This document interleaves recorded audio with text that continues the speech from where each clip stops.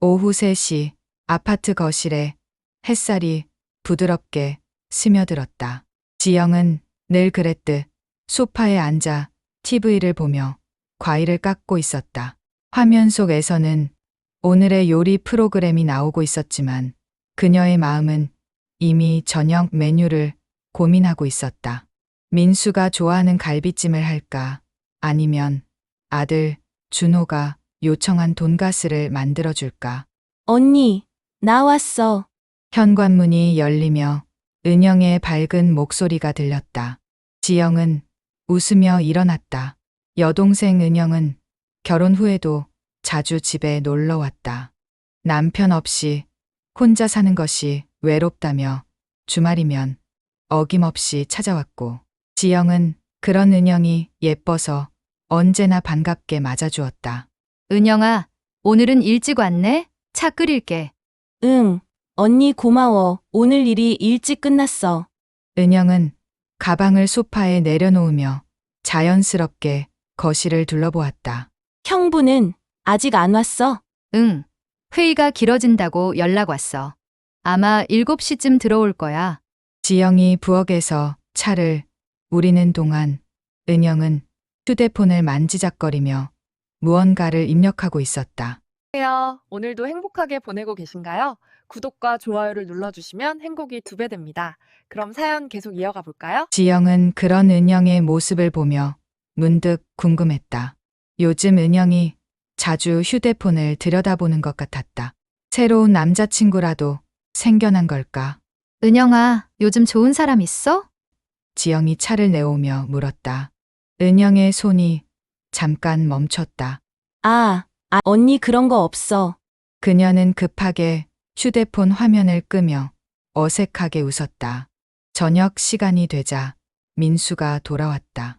그는 늘 그랬듯 현관에서 다녀왔습니다를 외치며 들어섰고 거실에 있던 은영을 보고는 반갑게 인사했다. 처제 왔구나. 오늘도 저녁 먹고 가는 거지? 네, 형부. 언니가 갈비찜 해준다고 해서요. 지영은 부엌에서 바쁘게 저녁 준비를 하며 가족들의 대화 소리를 들었다.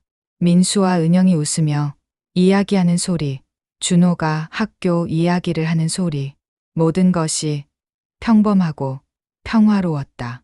이런 일상이 계속될 것이라고 지영은 의심 없이 믿고 있었다. 식사를 마친 후 은영이 화장실에 간 사이 민수의 휴대폰에서 문자 알림음이 울렸다. 민수는 샤워를 하러 들어간 상태였고 휴대폰은 소파 위에 그대로 놓여 있었다. 지영은 처음에는 신경 쓰지 않으려 했다. 하지만 연달아 몇 번 더 알림음이 울리자 혹시 급한 일인가 싶어 휴대폰을 들여다보았다. 화면에 떠오른 메시지를 본 순간 지영의 손이 떨렸다. 오늘 밤 당신만 믿어요. 발신자는 은영이었다. 지영의 머릿속이 하얗게 변했다. 이 메시지가 무슨 뜻인지, 왜 은영이 민수에게 이런 문자를 보내는지 이해할 수 없었다. 아니, 이해하고 싶지 않았다. 분명 오해일 것이라고, 다른 의미일 것이라고 자신을 달래려 했다. 그때 화장실에서 나온 은영과 눈이 마주쳤다.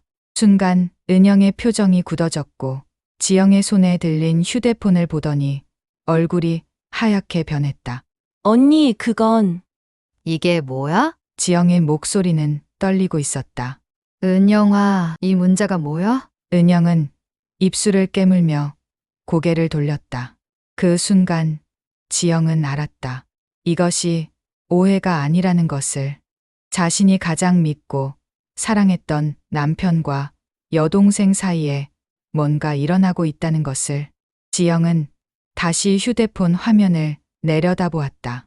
메시지 목록을 위로 올려보니 더 충격적인 내용들이 있었다. 오늘 너무 좋았어요. 언니 몰래 만날 수 있을까요? 당신 생각만 해요. 모두 은영이 보낸 것들이었다. 언니, 정말 오해야. 하지만 지영은 더 이상 듣고 싶지 않았다. 그녀는 조용히 휴대폰을 원래 자리에 놓고 은영을 바라보았다. 평생 자신이 챙겨주고 사랑해온 여동생, 남편 없이 외롭다며 자주 집에 와서 함께 시간을 보내던 그 은영이 샤워실에서 물소리가 멈췄다. 곧 민수가 나올 것이다. 지영은 최대한 평온한 척하며 거실을 정리했다. 하지만 마음속에서는 폭풍이 일고 있었다. 민수가 수건으로 머리를 닦으며 나왔을 때 지영은 그를 새로운 시선으로 바라보았다. 15년을 함께 산 남편. 그가 정말 자신의 여동생과 그런 관계였을까? 민수는 평소와 다름없이 소파에 앉으며 은영에게 말을 걸었다. 처제, 요즘 회사 일은 어때? 힘들지 않아? 괜찮아요, 형부. 걱정해 주셔서. 감사해요. 두 사람의 대화를 지켜보던 지영은 문득 그들의 눈빛이 다르다는 것을 느꼈다. 예전에는 보이지 않던 무언가가 있었다. 은밀하고 조심스러운, 그러면서도 애틋한 시선들. 언니, 나 이제 집에 갈게. 은영이 일어서며 말했다. 응, 조심해서 가. 지영은 평상시처럼 대답했지만 가슴 속에서는 뭔가 무너지고 있었다. 은영이 현관에서 신발을 신는 동안 민수는 자연스럽게 그녀를 배웅하러 나갔다.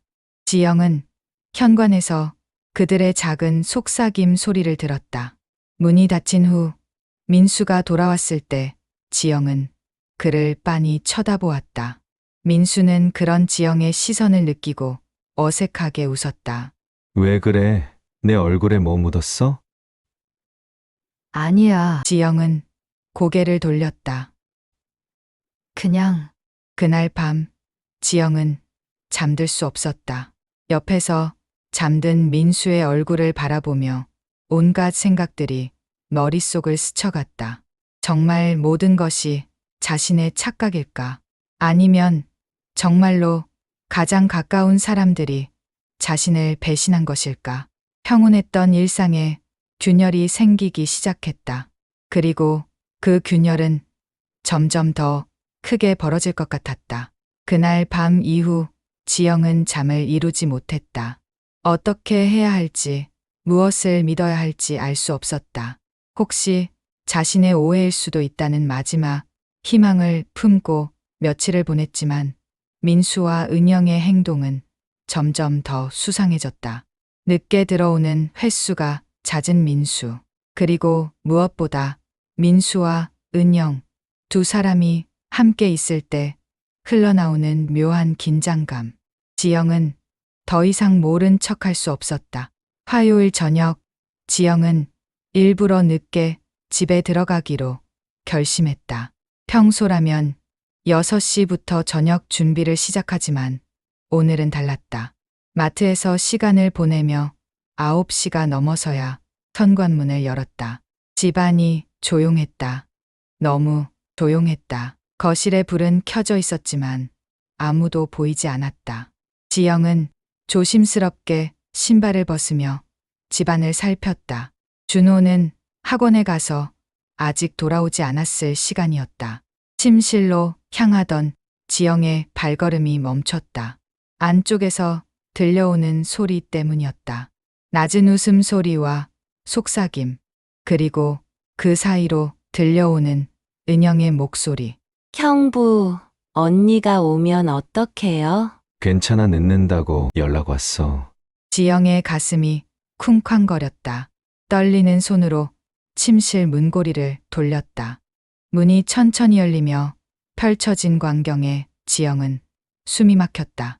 침대 위에서 포옹하고 있는 민수와 은영. 두 사람은 지영을 발견하고는 깜짝 놀라 몸을 떼었다. 언니, 은영의 얼굴이 하얗게 변했다. 지영아, 민수는 당황한 채 일어섰다. 지영은 그 자리에 서서 두 사람을 바라보았다. 15년 동안 사랑해온 남편과 평생 아껴온 여동생이 그들이 자신을 배신하고 있는 모습을. 둘이 언제부터야? 지영의 목소리는 떨렸지만 의외로 차분했다. 은영이 눈물을 흘리며 입을 열었다. 언니, 미안해, 정말 미안해. 나도 모르게 이렇게 됐어. 형부를 사랑하게 됐어. 사랑? 지영이 쓴웃음을 지었다. 내 남편을, 내 가족을 빼앗아가는 게 사랑이야? 민수가 나섰다. 지영아, 이럴 줄 알았으면 미리 말했어야 했는데. 미리 말하다니? 지영의 목소리가 높아졌다. 15년을 함께 살면서 내가 당신을 얼마나 믿고 사랑했는지 알면서 그건 우리도 어쩔 수 없었어. 민수의 목소리는 냉정했다. 사랑이 그런 거잖아. 선택할 수 있는 게 아니야.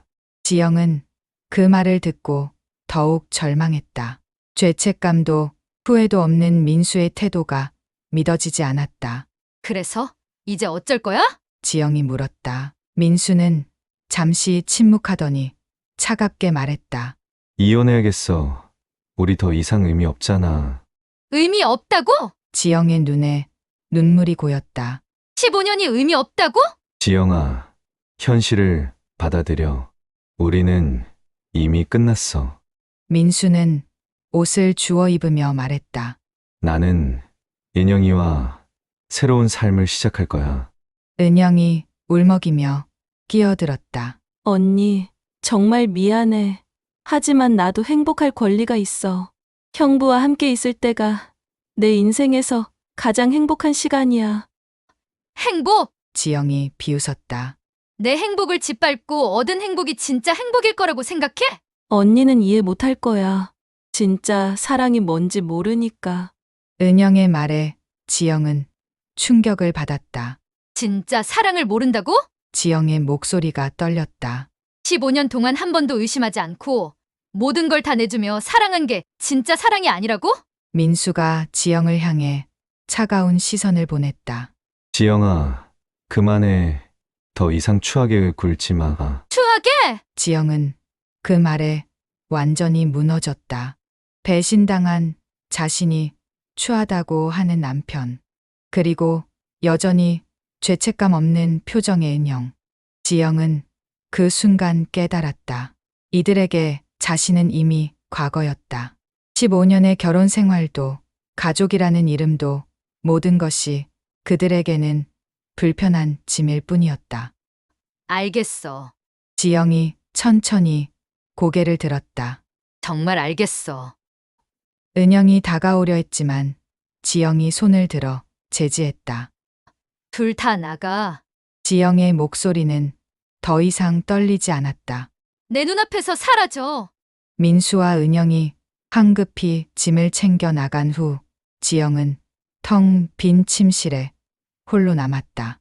무너진 가정, 배신당한 신뢰, 그리고 모년 인생의 허무함이 한꺼번에 몰려왔다. 하지만 지영의 눈에는 더 이상 눈물이 나지 않았다. 대신 차가운 분노가 심장을 타고 올라왔다. 그녀는 거울 속 자신을 바라보며 다짐했다. 이제 너희가 무너질 차례야. 그날 밤 지영은 처음으로 복수를 꿈꿨다. 자신을 배신한 사람들이 똑같은 고통을 느끼게 만들었다고, 그들이 자신에게 준 상처를 그대로 돌려주겠다고 다짐했다. 평생 순하고 착하기만 했던 지영은 그날 밤 죽었다. 그리고 복수를 계획하는 새로운 여자가 태어났다. 민수와 은영이 집을 나간 지 사흘이 지났다. 지영은 그동안 혼자서 집안일을 하며 평정심을 되찾으려 노력했다. 하지만 현실은 그녀에게 더 큰 충격을 준비하고 있었다. 목요일 아침 민수가 정장을 차려입고 집에 나타났다. 그의 뒤에는 정장을 입은 낯선 남자가 따라왔다. 변호사 김입니다. 그 남자가 명함을 내밀며 인사했다. 이혼 절차에 관해 말씀드리러 왔습니다. 지영은 멍하니 그들을 바라보았다. 사흘 만에 변호사까지 대동하고 온 민수의 모습이 낯설었다. 앉으세요. 지영이 거실 소파를 가리켰다. 무슨 말씀인지 들어보죠. 김 변호사가 서류 가방에서 두꺼운 서류 뭉치를 꺼냈다. 이혼합의서입니다. 원만한 합의를 위해 준비했습니다. 지영이 서류를 받아들고 훑어보는 순간 얼굴이 창백해졌다. 이게 뭐예요? 지영의 목소리가 떨렸다. 재산 분할이 왜 이래요? 부인, 차분히 설명드리겠습니다. 김 변호사가 냉정하게 말했다. 현재 거주하시는 집과 모든 예금, 그리고 주식 등 금융자산은 모두 민수 씨 명의로 되어 있습니다. 그럴 리가 없어요. 이 집은 제가 결혼 전 물려받은 부모님 유산으로. 아니야, 지영아. 민수가 끼어들었다. 네가 기억을 잘못하고 있어. 그 돈은 내가 빌려준 거였고 나중에 내 명의로 정리했잖아. 무슨 소리예요? 지영이 일어섰다. 그런 적 없어요. 김 변호사가 또 다른 서류를 꺼냈다. 여기 차용증이 있습니다. 부인께서 직접 서명하신 것 같은데요. 지영은 그 서류를 받아보고는 경악했다. 분명 자신의 서명이었다. 하지만 기억이 나지 않았다. 이게 언제 쓴 거죠? 3년 전입니다. 부인께서 사업자금이 필요하다고 하셔서 서명해 주신 것 아닌가요? 지영은 그제야 기억이 났다. 3년 전 민수가 사업 확장을 위해 필요한 서류라며 서명을 부탁했던 일을 남편을 믿고 아무런 의심 없이 서명했던 그 순간을 당신이 속인 거였어요? 지영의 목소리는 절망에 차 있었다. 속인 게 아니야. 단지 미리 대비한 거지. 민수의 표정은 차가웠다. 결혼 생활이 언젠가는 끝날 수도 있다는 걸 알았거든. 김 변호사가 다시 입을 열었다. 그리고 양육권 문제입니다. 준호 군은 준호는 제가 키울 거예요. 절대 포기할 수 없어요. 그게 쉽지 않을 것 같습니다. 김 변호사가 고개를 저었다. 현재 부인은 무직이고 거주할 집도 없는 상황입니다. 반면 민수 씨는 안정된 직업과 주거 환경을 제공할 수 있죠. 무슨 말씀이세요? 이 집이 제 집인데. 아니에요. 이 집도 민수 씨 명의입니다. 김 변호사가 부동산 등기부등본을 보여주었다. 지영은 그 서류를 보고 주저앉았다. 정말로 모든 것이 민수 명의로 되어 있었다. 집도 예금도 심지어 자신이 15년 동안 운영해온 작은 온라인 쇼핑몰의 사업자 등록도. 그럼 저는 뭐가 남는 거예요? 위자료로 5천만 원 줄게. 그 정도면 새로 시작하기엔 충분하지. 지영은 웃음이 나왔다. 15년 결혼 생활, 그리고 모든 것을 바쳐온 자신의 인생이 고작 5천만 원이라니. 준호는 어디 있어요? 학원에 있어. 오늘부터 내가 데리고 살 거야. 안 돼요. 준호는 제 아들이에요. 법적으로는 내가 더 유리해. 경제력, 주거 환경, 모든 면에서. 지영은 그 순간 모든 것을 잃었다는 것을 깨달았다. 남편도, 여동생도, 집도, 돈도, 심지어 아들까지. 서명해 주세요. 김 변호사가 펜을 내밀었다. 합의하시는 게 서로에게 좋을 겁니다. 지영은 펜을 받아들고 한참을 망설였다. 서명하는 순간 정말로 모든 것이 끝날 것 같았다. 만약에 제가 서명을 안 하면요? 그러면 법정에서 만나야지. 민수가 어깨를 으쓱했다. 하지만 결과는 같을 거야.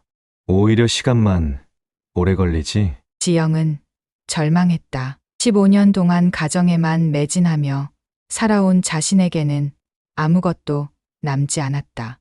법적 지식도, 경제력도, 심지어 도와줄 사람도 없었다. 떨리는 손으로 서명을 마치자 김 변호사가 서류를 회수했다. 일주일 안에 이사 나가죠. 준호 얼굴 한 번만 보고 가게 해줘요. 그건 것 같아. 아이가 혼란스러워할 수 있으니까. 민수는 전혀 미안해하지 않는 표정이었다.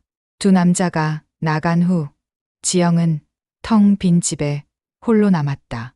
15년을 함께 보낸 이 집에서도 일주일 후면 나가야 한다니. 그날 저녁 지영은 준호의 방에 앉아 있었다. 아들의 책상, 장난감, 옷들을 보며 눈물을 흘렸다.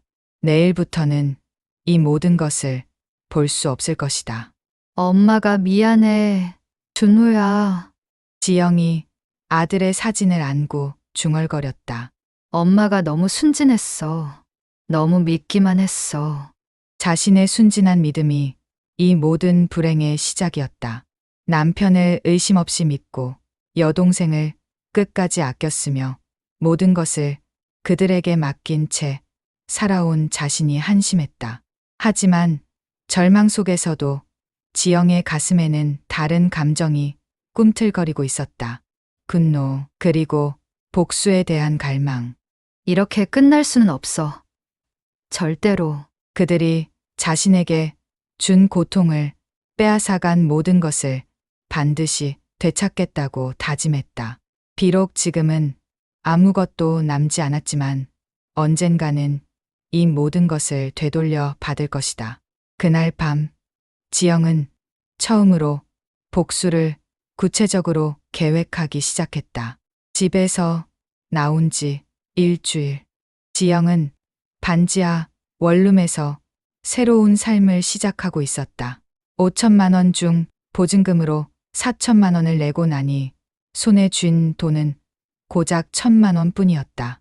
하루하루 생활하기도 빠듯한 금액이었다. 그날도 지영은 근처 편의점에서 아르바이트를 마치고 집으로 돌아왔다. 몸은 피곤했지만 잠이 오지 않았다. 준호가 보고 싶었고 무엇보다 이 모든 상황이 꿈이었으면 좋겠다는 생각뿐이었다. 정리되지 않은 짐 사이에서 오래된 다이어리를 발견했다. 결혼 초기에 쓰던 것으로 거의 잊고 있었던 것이었다. 지영은 그것을 펼쳐보며 과거를 회상했다. 다이어리를 넘기던 중 한 페이지에서 손이 멈췄다. 8년 전 기록이었다. 민수가 회사 일로 출장이 많아졌다. 새로운 프로젝트 때문이라고 하는데 요즘 들어 비밀스러운 전화가 많다. 그래도 가정을 위해 열심히 일하는 모습이 고마워. 그리고 그 아래쪽에 작은 글씨로 적힌 메모가 있었다. 은행 계좌번호와 비밀번호였다. 당시 민수가 급하게 돈을 인출해야 하는데 기억이 안 난다며 적어달라고 했던 것이었다. 지영의 심장이 뛰기 시작했다. 혹시 이 계좌가 아직 살아있을까? 그리고 무엇보다 이 계좌에 대해 김 변호사는 언급하지 않았다. 다음 날 아침, 지영은 은행에 갔다. 떨리는 마음으로 계좌를 조회해 보니 놀라운 사실이 드러났다. 계좌는 살아있었고 잔액은 5억 원이 넘었다. 어떻게 이럴 수가. 지영은 통장 거래 내역을 뜯어보았다.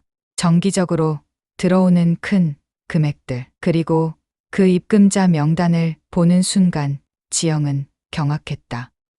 박선희, 가장 친했던 친구 선희의 이름이 그곳에 있었다. 8년 동안 꾸준히 매월 500만 원씩 입금되고 있었다. 지영의 머릿속이 복잡해졌다. 선희가 왜 민수의 비밀 계좌에 돈을 보내는 걸까? 그리고 이 많은 돈은 대체 어디서 나온 것일까? 그때 휴대폰이 울렸다. 모르는 번호였다. 여보세요? 지영 씨인가요? 저는 민수 회사 동료 태준이라고 합니다. 지영은 그 이름을 들어본 기억이 있었다. 민수가 가끔 언급했던 변호사 출신 동료였다. 혹시 시간 되시면 만날 수 있을까요? 드릴 말씀이 있습니다. 전화로는 어렵고 카페에서 만나면 안 될까요? 지영은 잠깐 망설였다. 하지만 지금 상황에서는 어떤 정보든 필요했다. 네, 그렇게 1시간 후 지영은 홍대 근처 조용한 카페에서 태준을 만났다. 먼저 죄송하다는 말씀을 드리고 싶습니다. 태준이 커피를 마시며 말했다. 민수 씨가 하는 일을 알면서도 막지 못해서요. 무슨 말씀이신지. 민수 씨와 은영 씨 일 말입니다. 그리고 태준이 잠시 망설이더니 계속했다. 박선희 씨까지 연루된 일 말이에요. 지영의 눈이 커졌다. 선희까지요? 사실 이 모든 일은 3년 전부터 계획된 것입니다. 태준이 가방에서 서류 뭉치를 꺼냈다. 민수 씨는 회사 자금을 횡령해 왔어요. 그리고 그 돈을 선희 씨 명의로 세탁하고 있었습니다. 지영은 숨이 막혔다. 횡령이라고요? 총 20억 원 정도 됩니다. 선희 씨는 그 대가로 매월 수수료를 받고 있었고요. 태준이 서류를 보여주었다. 이 모든 증거가 여기 있습니다. 그럼 선희는 저를 속인 거였어요? 그뿐만이 아닙니다. 태준의 표정이 어두워졌다. 은영 씨와 민수 씨의 관계도 선희 씨가 주선한 것입니다. 지영 씨를 이혼시키기 위해서요. 지영은 그 말을 듣고 온몸에 소름이 돋았다. 가장 친했던 친구가 자신의 가정을 파괴하는 일에 적극적으로 가담했다는 것이었다. 왜 이런 일을 저에게 알려주시는 건가요? 태준이 한숨을 쉬었다. 솔직히 말씀드리면 저도 위험한 상황입니다. 이 일이 발각되면 저도 공범으로 몰릴 수 있어요. 하지만 더 이상 지켜볼 수 없었습니다. 그럼 이 증거로 뭘 할 수 있나요? 민수 씨를 고발할 수 있습니다. 횡령죄로요. 그리고 재산 분할도 다시 할 수 있을 거예요. 태준이 명함을 건넸다. 저는 변호사 자격이 있으니까 도와드릴 수 있습니다. 지영은 그 명함을 받아들고 오랫동안 바라보았다. 드디어 반격할 기회가 생긴 것이었다. 대신 조건이 있습니다. 태준이 진지하게 말했다. 이 일은 매우 위험합니다. 민수 씨와 선희 씨는 물론이고 심지어 회사 임원들까지 연루되어 있어요. 신중하게 생각하세요. 위험하다는 게 어느 정도인가요? 목숨까지는 아니겠지만 협박이나 회유는 각오하셔야 합니다. 태준이 경고했다. 그들은 20억을 걸고 있으니까요. 지영은 잠깐 생각했다. 하지만 결정하는 데는 오래 걸리지 않았다. 하겠습니다. 지영의 목소리는 단호했다. 무엇을 해야 하나요? 일단 이 계좌의 존재를 그들이 모르게 해야 합니다. 태준이 지영이 발견한 통장을 가리켰다. 그리고 더 많은 증거를 수집해야 하고요. 얼마나 걸릴까요? 빠르면 2달, 길면 반년 정도. 태준이 답했다. 하지만 확실히 끝낼 수 있을 겁니다. 지영은 고개를 끄덕였다. 드디어 자신을 배신한 사람들에게 복수할 기회가 생겼다. 그리고 무엇보다 준호를 되찾을 수 있는 가능성이 열렸다. 좋습니다. 시작하죠. 지영의 눈에는 이전과는 다른 빛이 있었다. 그들이 저에게 한 짓을 고스란히 되돌려 줄 시간이 왔네요. 카페를 나서며 지영은 처음으로 희망을 느꼈다. 절망의 끝에서 찾은 한 줄기 빛. 그 빛을 따라 반격의 길이 시작되었다. 태준과의 만남 이후 지영의 하루는 완전히 달라졌다. 편의점 아르바이트는 그만두고 온전히 증거 수집에 매진했다. 태준이 건넨 자료들을 분석하고 민수와 선희, 은영의 행동 패턴을 파악하는 일에 모든 시간을 쏟았다. 이거 보세요. 태준이 카페에서 새로운 서류를 펼쳐 보였다. 민수 씨가 회사 법인카드로 은영이와 호텔을 이용한 기록이에요. 거의 2년 동안 정기적으로. 지영은 그 영수증들을 보며 차갑게 웃었다. 증거는 충분하네요. 불륜도 증명되고 회사 돈 이용도 확실하고. 문제는 선희 씨예요. 이 여자가 제일 교활해요. 모든 걸 다른 사람 명의로 처리했거든요. 지영은 선희에 대한 자료를 다시 펼쳐보았다. 15년 동안 가장 가까웠던 친구. 지영의 모든 고민을 들어주고 때로는 언니처럼 챙겨준 사람. 그런 선희가 자신의 가정을 파괴하는 일에 적극적으로 가담했다는 사실이 아직도 믿어지지 않았다. 선희는 제가 직접 상대하겠어요. 지영의 목소리는 냉정했다.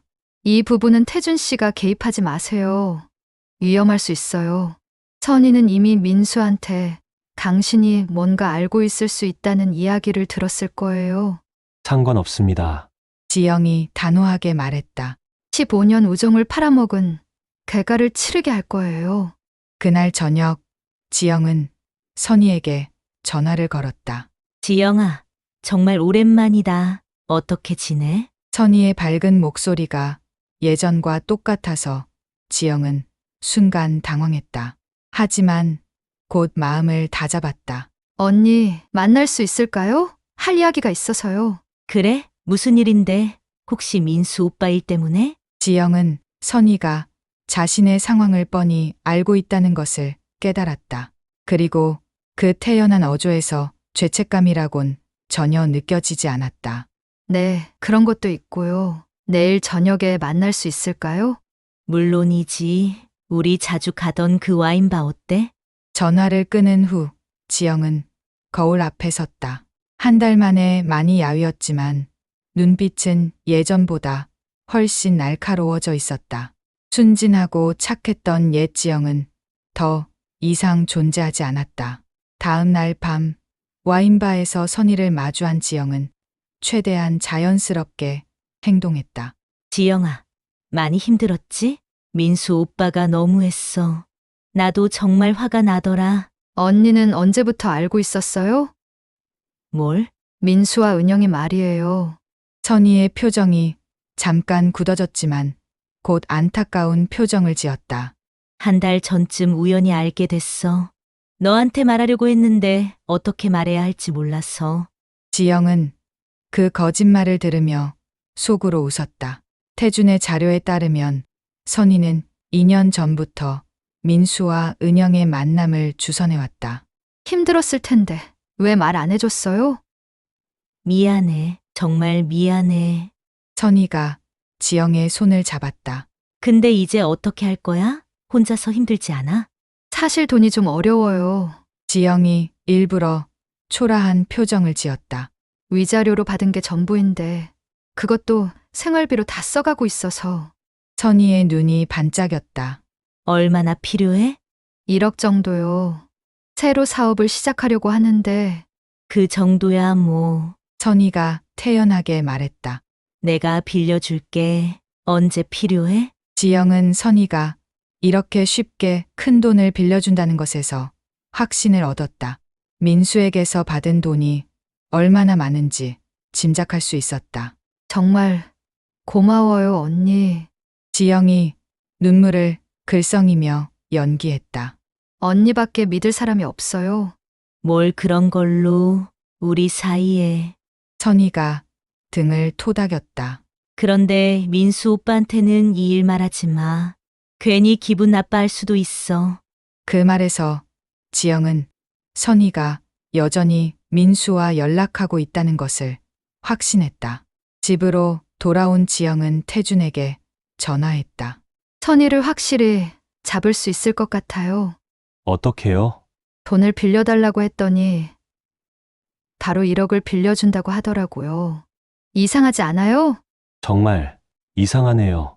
정상적인 월급쟁이가 그런 큰 돈을 쉽게 빌려줄 리 없는데 그리고 민수한테는 말하지 말라고 하더라고요.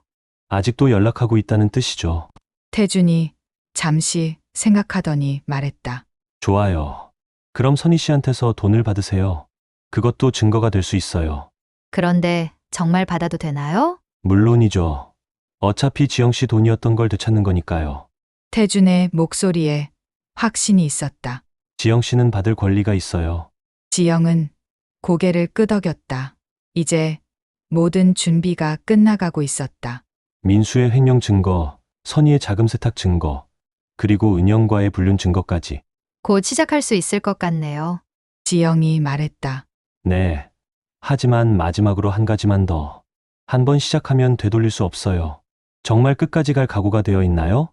지영은 창밖을 바라보았다. 저 멀리 자신이 살던 아파트가 보였다. 지금은 민수와 은영이 살고 있을 그곳, 그리고 자신의 아들 준호도. 준비됐어요. 지영의 목소리는 흔들림이 없었다. 저 사람들이 만든 함정, 이제 내가 되갚아줄 차례예요. 복수의 서막이 드디어 시작되었다. 드디어 반격의 날이 왔다. 지영과 태준은 3개월 동안 치밀하게 계획을 세웠고 이제 첫 번째 공격을 시작할 차례였다. 민수 회사 주주총회가 내일이네요. 태준이 서류를 정리하며 말했다. 횡령 증거와 법인카드 남용 내역을 익명으로 제보하면 돼요. 지영은 준비한 USB를 들여다보았다. 그 안에는 민수가 2년 동안 횡령한 20억 원의 모든 증거가 들어있었다. 회사 돈으로 은영과 호텔을 이용한 영수증들, 개인 계좌로 돈을 빼돌린 내역, 그리고 선의를 통한 자금 세탁 증거까지. 정말 확실한가요? 이것만으로 민수를 무너뜨릴 수 있을까요? 물론이죠. 회사 입장에서는 20억이면 절대 넘어갈 수 없는 금액이거든요. 태준이 확신에 찬 목소리로 말했다. 게다가 주주들 앞에서 공개되면 즉시 해고될 거예요. 다음 날 아침, 지영은 민수가 다니는 회사 앞에서 주주총회에 참석하는 사람들을 지켜보았다. 정장을 차려입은 임원들과 주주들이 속속 들어가는 모습을 보며 가슴이 두근거렸다. 오전 10시, 태준이 회사 로비에서 익명의 제보를 접수시켰다. 그리고 1시간 후 주주총회장은 아수라장이 되었다. 이게 사실입니까? 2년 동안 20억을 횡령했다고요? 법인카드 사용 내역을 보십시오. 또 다른 주주가 서류를 들어보였다. 이게 업무용 지출입니까?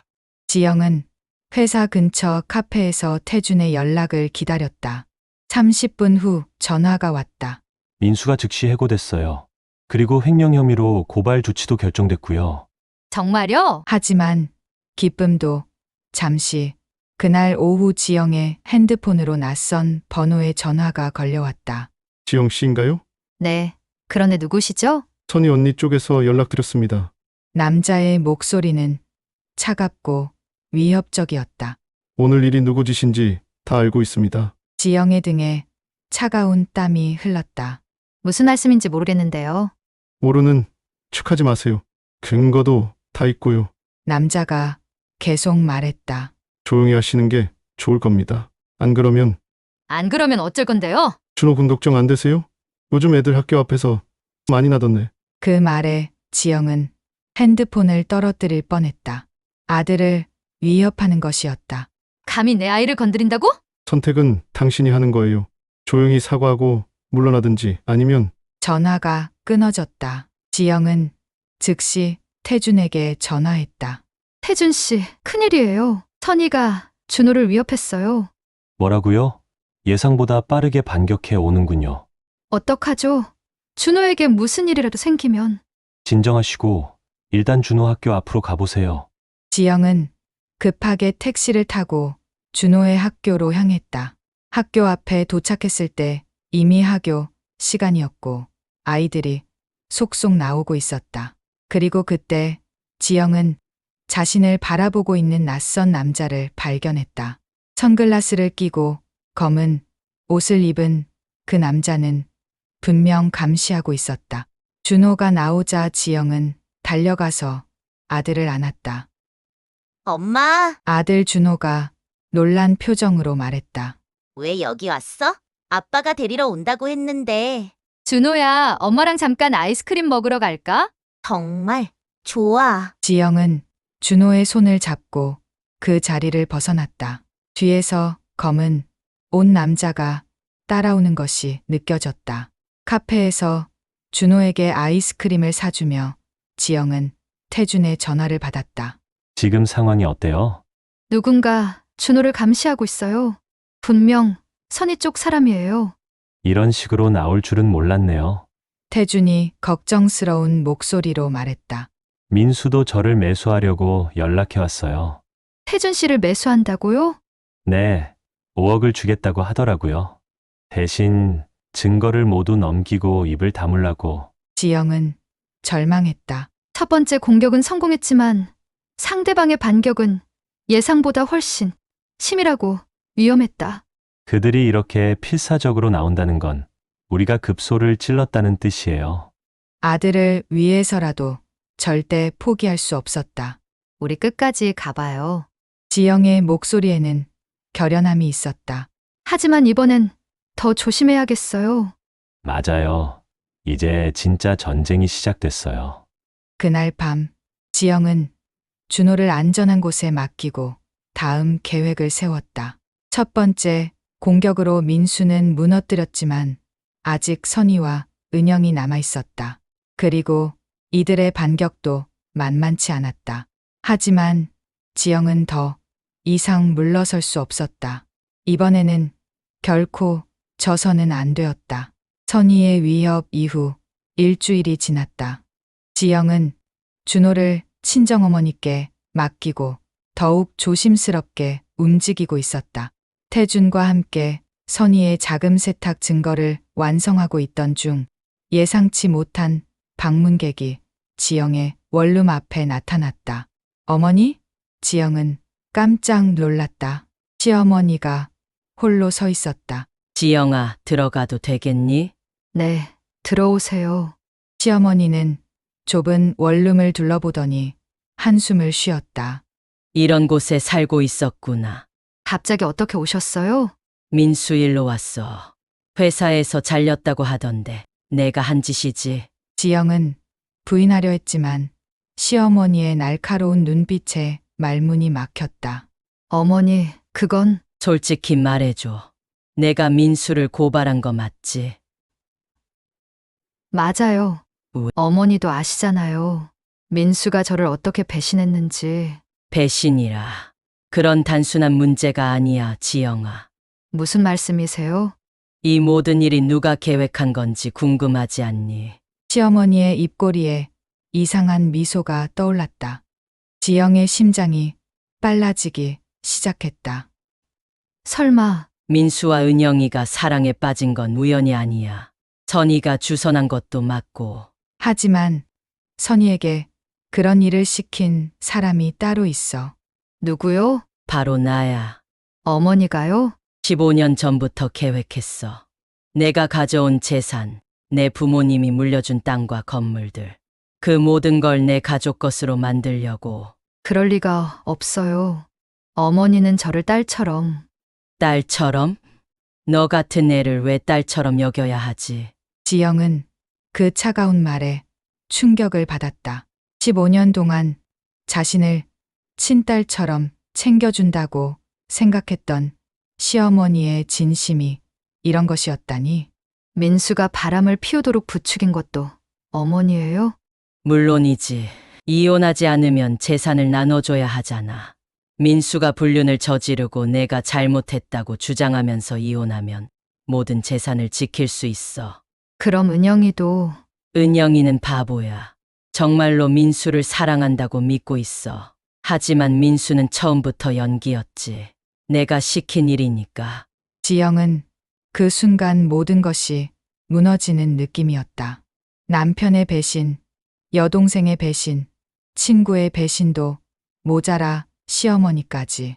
선희는 어떻게 협력하게 된 거예요? 돈으로 매수했지. 선희는 원래 돈에 약한 여자였어. 사업 실패로 빚더미에 앉았을 때 내가 도와준 거야. 대신 내 계획에 협력하라고 했고. 20억 횡령도 어머니가 시킨 건가요? 그건 민수가 욕심을 부린 거야. 원래는 깔끔하게 이혼만 시킬 생각이었는데 그 바보가 회사 돈에까지 손을 댔어. 지영은 이제야 모든 퍼즐이 맞춰지는 느낌이었다. 시어머니가 모든 일의 배우였다니. 그럼 이제 어떻게 하실 건가요? 민수는 이미 회사에서 쫓겨났는데. 그래서 온 거야. 그만하거라, 지영아. 더 이상 깊이 파지 마. 만약에 거부하면요? 준호에게 무슨 일이 생길지도 몰라. 내가 아무리 증거를 모은다 해도 내가 끝까지 부인하면 증명할 수 없어. 하지만 준호는 다르지. 그때 지영의 휴대폰이 울렸다. 태준이었다. 지영 씨, 큰일이에요. 시어머니 통장에서 엄청난 걸 발견했어요. 뭘 발견했는데요? 시어머니가 선희 씨한테 총 50억을 보냈어요. 지난 10년 동안. 그리고 그 돈의 출처가 지영 씨 부모님 유산이에요. 부동산을 조금씩 팔아서 만든 돈이었어요.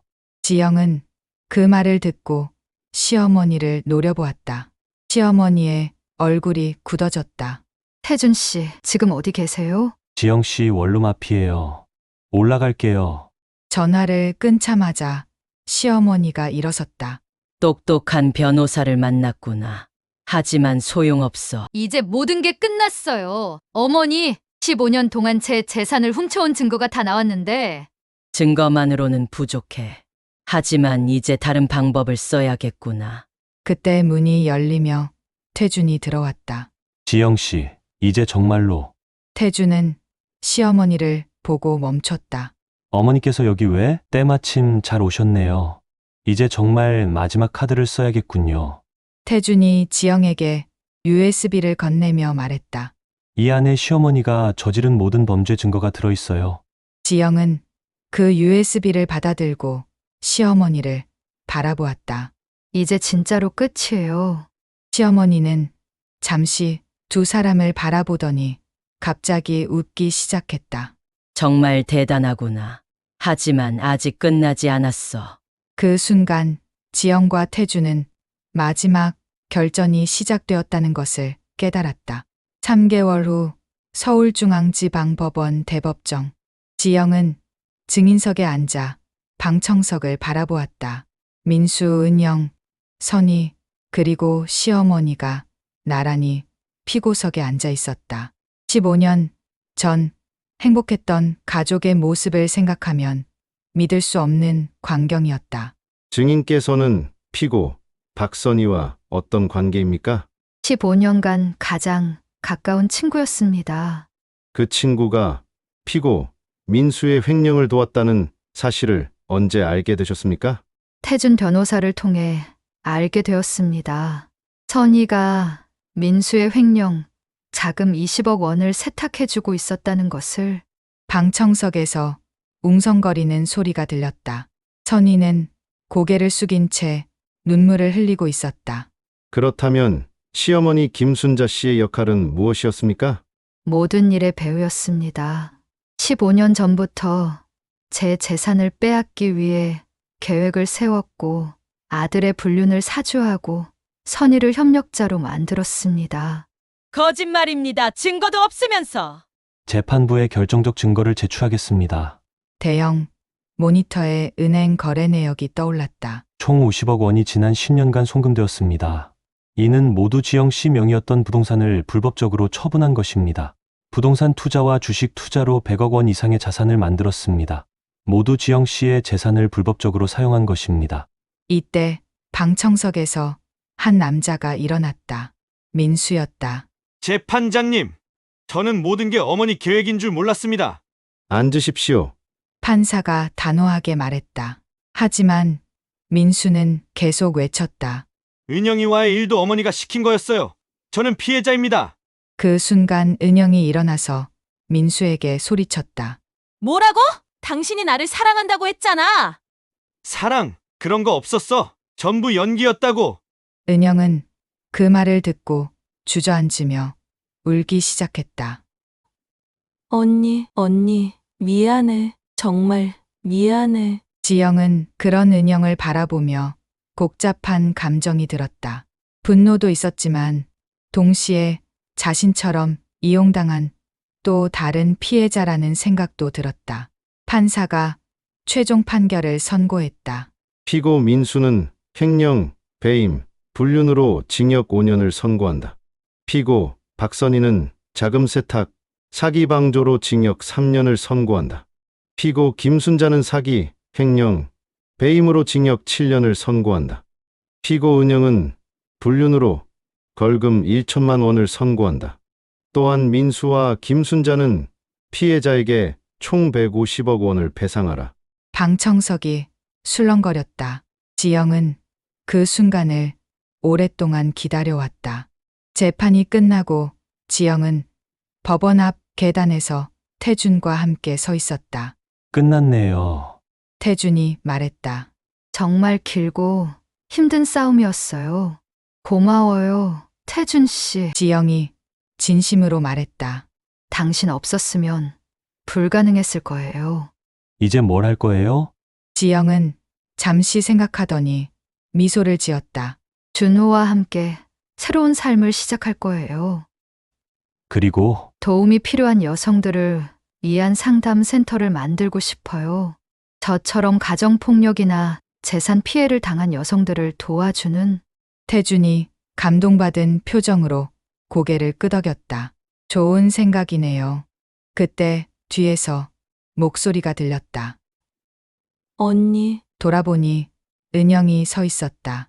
그녀의 얼굴은 눈물로 부어 있었다. 언니, 정말 미안해. 지영은 한참을 은영을 바라보다가 입을 열었다. 은영아, 다시는 누군가의 말에 쉽게 속지 마. 그리고 진짜 사랑이 뭔지 제대로 배워. 은영이 고개를 끄덕이며 큰 소리로 울기 시작했다. 지영은 더 이상 머물지 않고 태준과 함께 그 자리를 떠났다. 6개월 후 지영은 강남에 새로 마련한 사무실에서 새 출발 여성상담센터 간판을 달고 있었다. 되찾은 재산으로 센터를 운영하고 자신과 같은 피해를 당한 여성들을 돕고 있었다. 새 집이 정말 예쁘다며 준호가 달려와 안겼다. 그래, 우리 이제 정말 새로운 시작이야. 지영은 창문 너머로 보이는 한강을 바라보며 생각했다. 모든 걸 잃은 줄 알았던 그때가 오히려 새로운 시작의 기회였다. 엄마는 정말 강해진 것 같아. 준호가 말했다. 엄마는 이제 아무것도 무섭지 않아. 지영이 아들을 끌어안으며 말했다. 그리고 너는 더 강하게 키울 거야. 그날 저녁 지영은 일기를 썼다. 모든 걸 잃은 줄 알았지만 결국 되찾았다.